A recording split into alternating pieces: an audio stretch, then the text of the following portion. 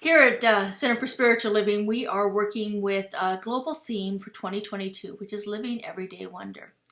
And each month we take a look at a different life structure and see how we can find a little bit more wonder, some joy, some awe, something unusual or different, or a deeper connection through that area of our lives. And so this month, for the month of June, we are talking about the body.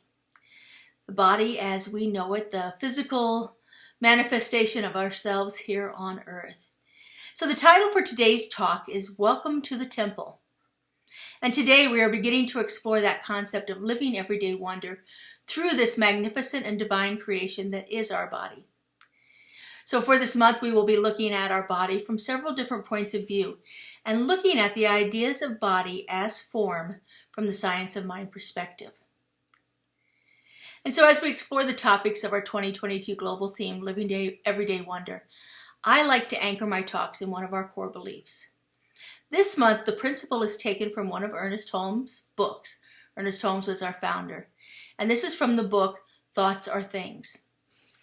He says, "You live because life lives in you. You move because there is a universal energy flowing through you. You think because there is an infinite intelligence thinking through you. You exist because the divine spirit has sought to individualize itself in and as you. There is a divine spark at the center of your being. This is why you are called the temple of the living God." You know, there's a saying that I have found in my spiritual journey that anchors me and grounds me faster than just about anything else I've ever heard in all of my studies. It is one of those phrases that instantly reminds me of the truth. It is one of those phrases that I go to when I'm under stress or when I'm having trouble seeing the truth of a situation, if I'm under any kind of trauma or disturbance in any way. I will say this phrase and instantly I'm brought back to that understanding of the nature of this divine spirit moving through me. And the phrase that I use is an adaptation from a phrase from the Bible. And it goes like this: "The place on which I stand is holy ground, for God is there." The place on which I stand is holy ground, for God is there. And that's what this principle that we're working with this month is all about. No matter where I am, the divine spirit is present in me at all times, right where I stand, no matter where that is. Spirit has individualized itself in and as each one of us. And just like the one mind saw fit to create many varieties of flowers and trees, insects and animals, so it too created many different types of bodies. And no one body is better than the other. You know, we often think that we need to change our bodies in some way. But we would never tell a rose that it needs to become a sunflower, or tell a butterfly to become an ant. And who could possibly ever look at a beautiful oak tree and tell it that it ought to be a giant sequoia? But we do this to ourselves. We do this over and over and over again. We think we should be something different. Lately, there's been a meme that has been popping up on my social media and in some different blog posts I've seen. And it's showing up in different ways, but it's basically saying the same thing. And this is what it basically says. It says, "We are one, and we are not the same. Unity is not uniformity. We are one, and we are not the same." Oftentimes, we get confused thinking we have to be the same way. We have to be a certain type, a certain way, a certain shape, a certain color to be right. And that is just absolutely not the truth of the nature of the divine as it is manifesting itself through each and one of us. You know, it's not our fault that we see these differences. We actually live in a world that has taught us to notice differences. And actually, it's only natural that we do this. Way back in our gene pool, we were programmed to look and find safety and sameness. If things were the same, we felt secure with them. There was no difference. There wasn't anything unusual about it, and we felt safer. When things were different, then we began to fear those. And because we focus so much on finding things that are the same as we are, we actually naturally notice things that are different. We actually spend more time noticing those. They stand out more often in our awareness when they are different. And because all of this is so tied to our safety, our very survival, we associate difference with danger and sameness with security. And I believe that this genetic predisposition is the root cause of many of the prejudicial fears that still linger in our society today. We want things to be the same as we are. We look for things to be the same, and we try to make ourselves the same as what we feel safe in. And even when there are other people who on the surface appear to be similar to us, we still naturally focus on difference. We still look for the differences instead of so much about the sameness. And nothing is more pronounced than noticing the differences in our bodies.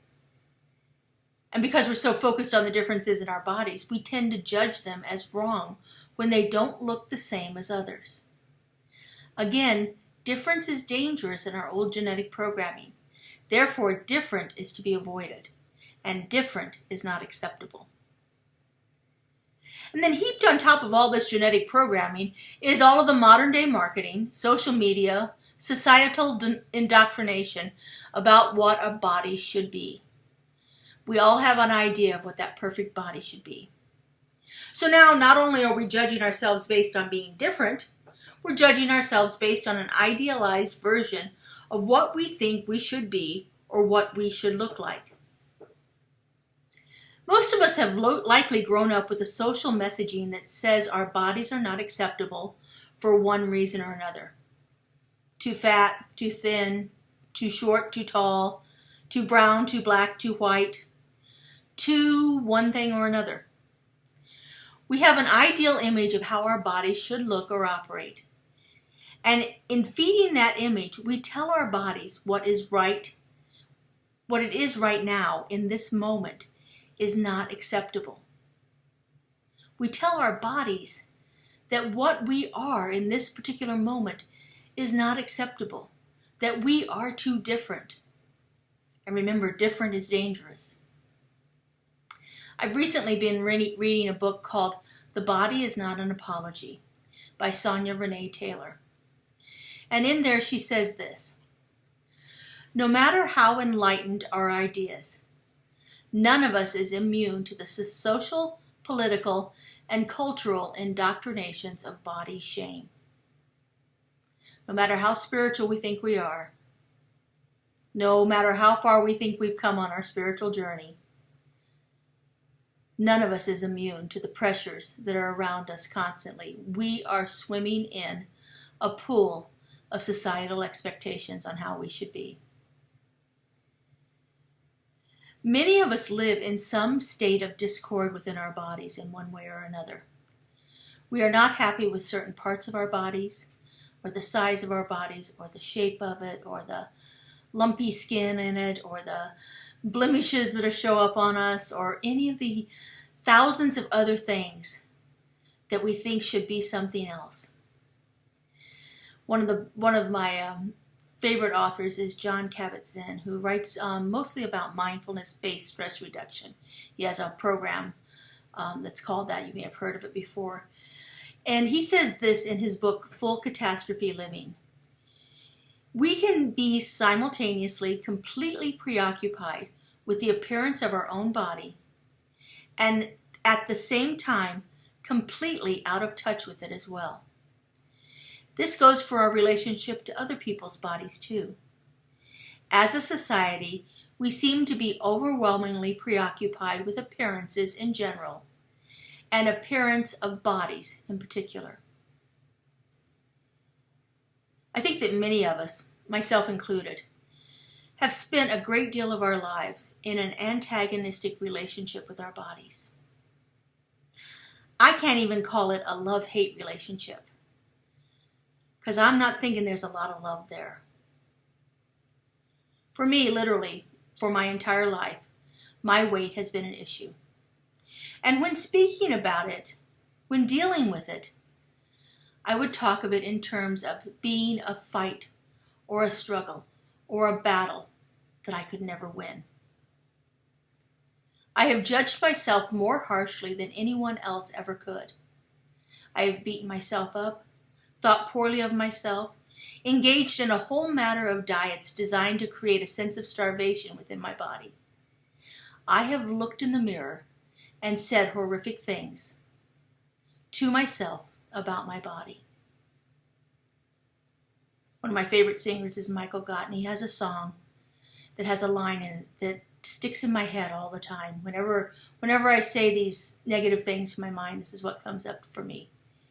In the song it says, "I'd never say to anyone the things I say in my own mind." We are harder on ourselves than anybody else could possibly be. We are harder on ourselves. We are harsh with ourselves. We say things to ourselves that we would never, ever say to anyone else. You know, for over 50 years, I've waged a war right at the heart of my own being.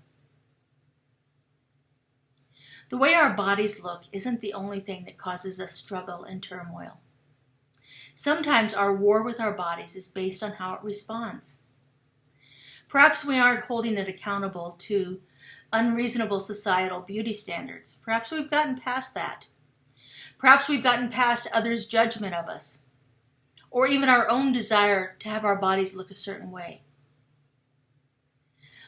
But oftentimes we still are struggling against the aches and pains that often want to tell us something important.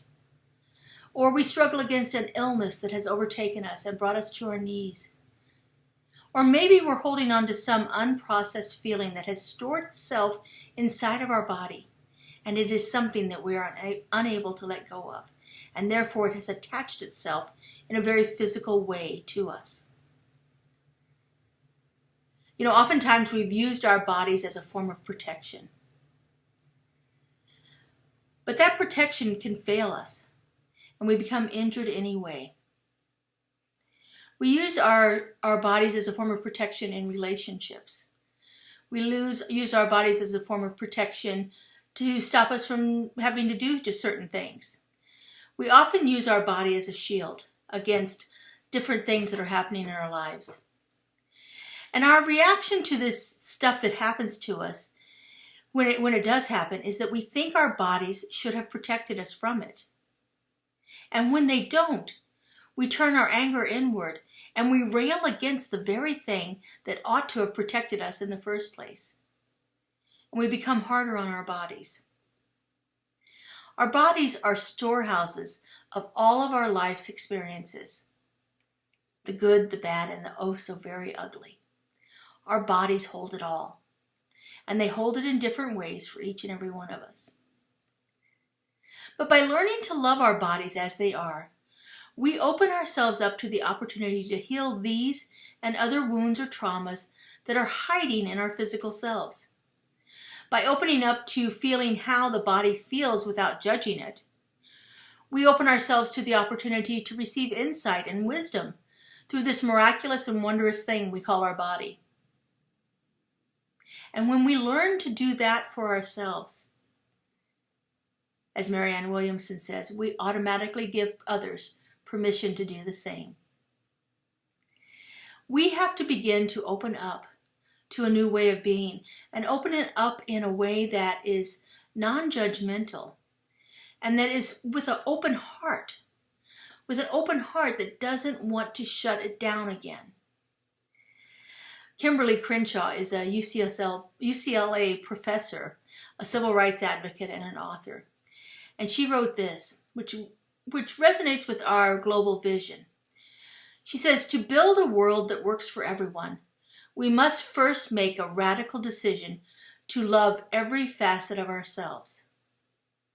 My body is not an apology is the mantra that we should all embrace. In order to have this world that works for everyone, it has to actually work inside of us too. And we must make that radical decision to open ourselves up to loving our bodies. Radical self-love. You know, we're often taught that somehow the physical is less than the spiritual. That this physical form that we have is less than the spiritual idea that's behind it. But we've forgotten that our bodies are also spiritual. And the messages that we send to our bodies, the things we say in our own minds, are not without consequences. Whether it's that it's not good enough because of its appearance, or that it is physical and therefore undeserving of love and respect, or maybe that it's just a biomechanical machine with nothing important to say. Our body is a divine emanation of the living spirit. Ernest Holmes says this in Thoughts Are Things. Your body is a temple of the living spirit. It is a spiritual substance. Since the Spirit of God has entered into your being, your life is spiritual. The Supreme Being, ever present, exists at the very center of your thought. And this presence within you has the power to make all things new. Our bodies are not just simply living machines.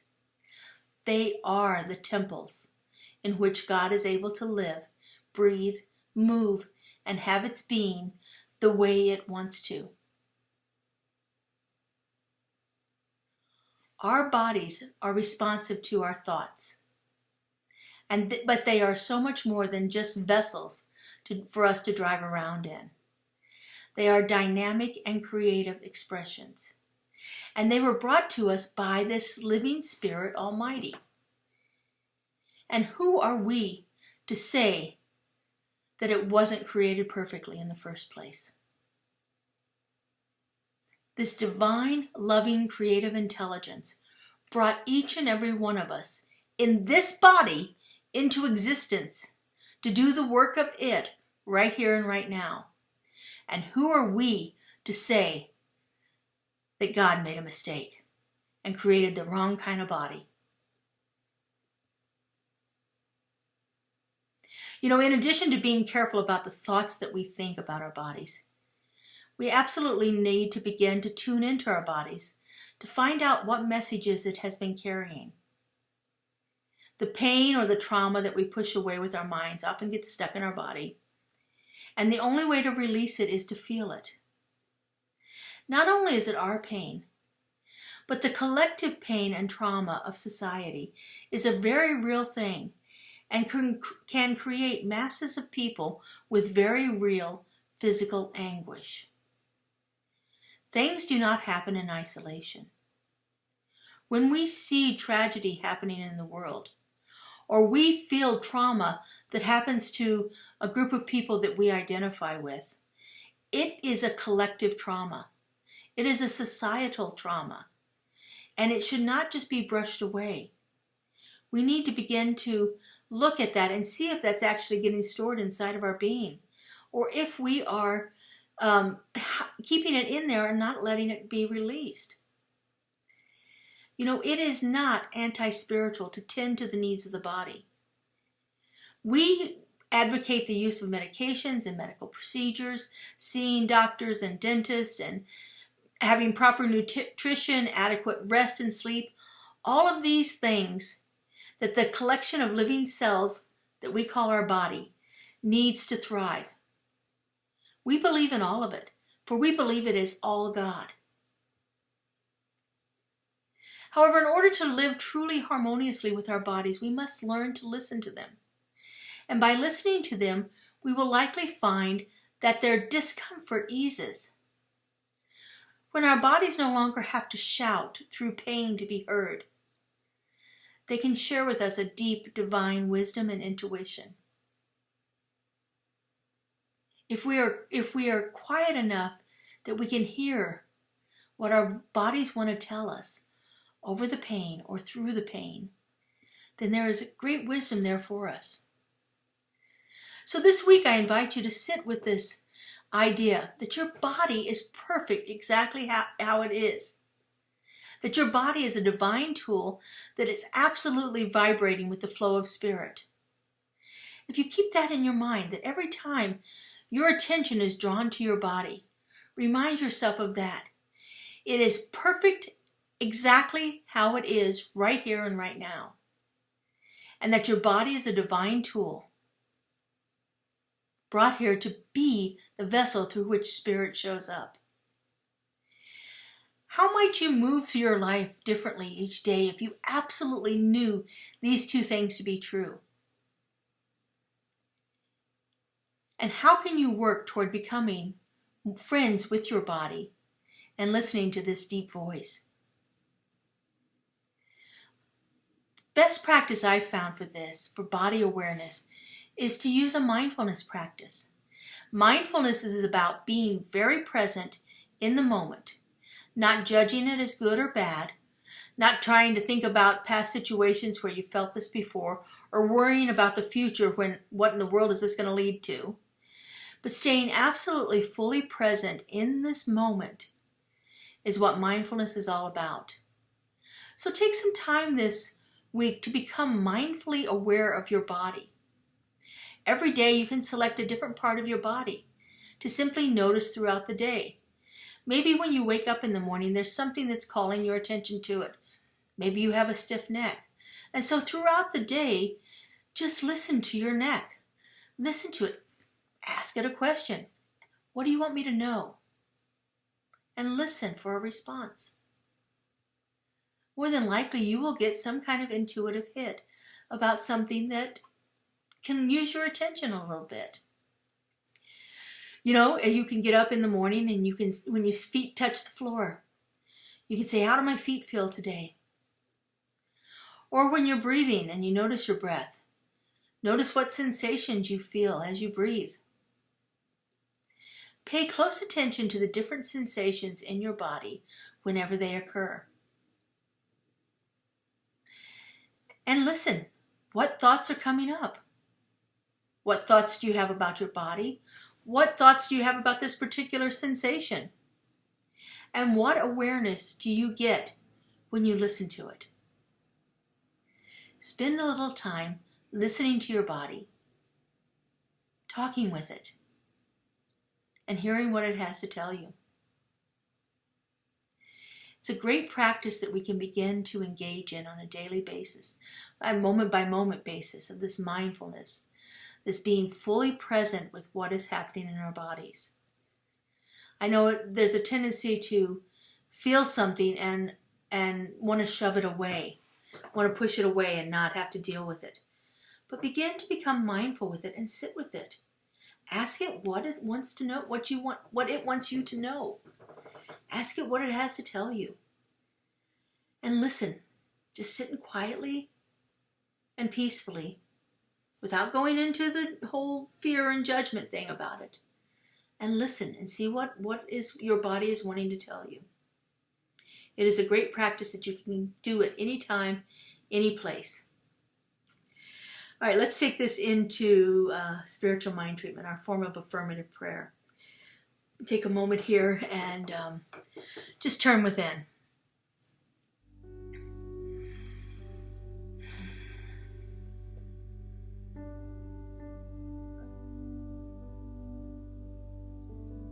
And so right here and right now, I know that there is only one power, one presence, one divine, creative, loving intelligence that has brought forth everything into existence. Every physical form, every thought, everything is all a perfect emanation of the one. And I know that one is perfection and wholeness. It is energy and vitality. It is divine right order and harmony. There is a balance and a perfection that is moving through all life right here and right now. And I know that it is that divine, creative, loving intelligence. And because I know there's only one, I know that I am one with it. I know that the place on which I stand is holy ground because the presence of the divine is right there, present in me, showing up as me, moving through me in all that I am and all that I do.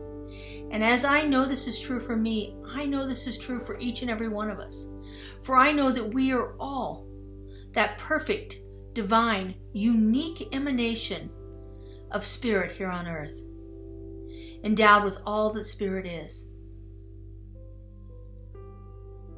And so in complete realization of this unity of all life, I speak my word.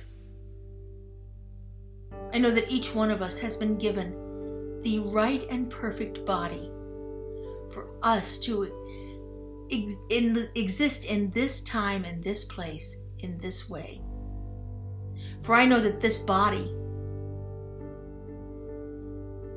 is a vessel for the Holy Spirit. It is a vessel through which the divine experiences earth right here and right now. It is the way that God shows up. It is the way that it expresses itself. I know that there is a magnificence and a perfection in each and every one of our bodies.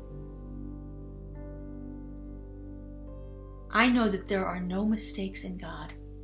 Therefore, I know that we have the right and perfect body to do the work that we were brought here to do. I know these bodies have a natural intelligence,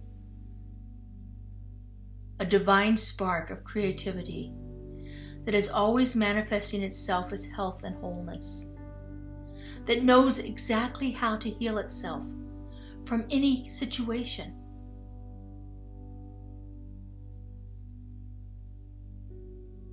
Whether that healing takes place through the assistance of others or through our own individualized work, I know that each one of our bodies is perfectly capable of moving us into our next experience, into the unfoldment of our highest and greatest good. And oh, how grateful I am to know this and feel it, to see it all around me.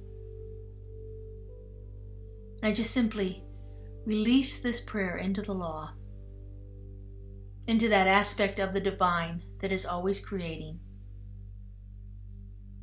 that knows no lack or limitation, no judgment, no discord. I release it, I let it go, and I let it be. And so it is. Amen.